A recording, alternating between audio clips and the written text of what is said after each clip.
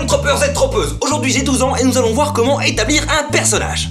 Lorsque vous racontez une histoire, prendre le temps de présenter chaque personnage, ses buts, ses motivations, son histoire, ça peut prendre du temps. Un temps précieux qui pourrait être passé à démarrer votre intrigue, et c'est là que vous risquez de perdre l'attention de votre public. Jack était né le 23 avril 1956 dans le Périgord, dans le petit village de Montfion.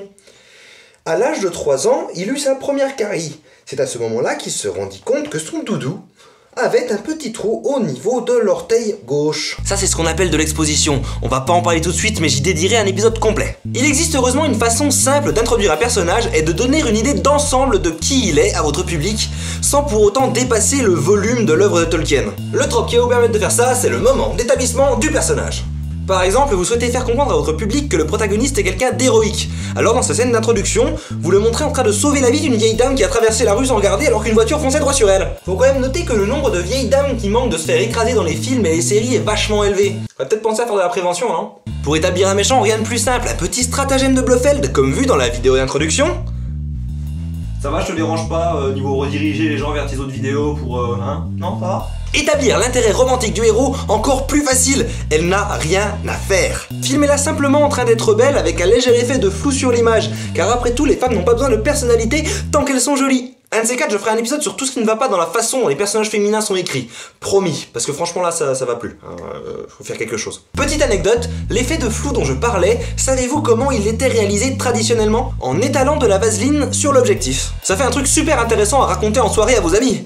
Et moi du coup des amis j'en ai plus. L'intérêt principal de ce trope, c'est qu'il permet en une ou deux scènes d'établir les traits principaux de la personnalité des protagonistes et de passer ainsi plus vite à l'intrigue. Cela n'empêche pas de représenter vos personnages plus en profondeur plus tard dans l'histoire, de dévoiler plus de choses sur l'enfant martyrisé qui finira par devenir le seigneur des ténèbres Noralbar. Faut que t'arrêtes de faire des trucs comme ça. Non, tu peux pas. Pour vous donner une idée plus claire de ce trope, voici quelques exemples bien connus. Pirates des Caraïbes. Jack Sparrow dans sa première scène est montré comme un pirate fier, naviguant sur les océans, regardant au loin, à bord d'une ridicule barque qui finit par couler au dernier moment alors qu'il pose le pied à terre. L'air de rien, comme s'il avait tout prévu. Ou est-ce qu'il improvisait? Et voilà comment résumer en une seule scène le capitaine Jack Sparrow.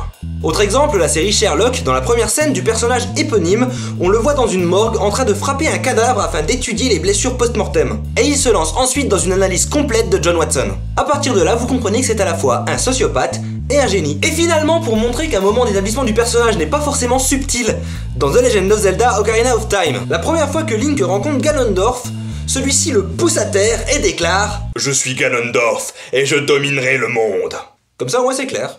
Ce sera tout pour cet épisode, je vous remercie de m'avoir suivi, je vous invite encore une fois à réagir dans les commentaires. Si vous désirez en savoir plus, vous pouvez aller sur Le Troppeur de l'Extrême, mon blog.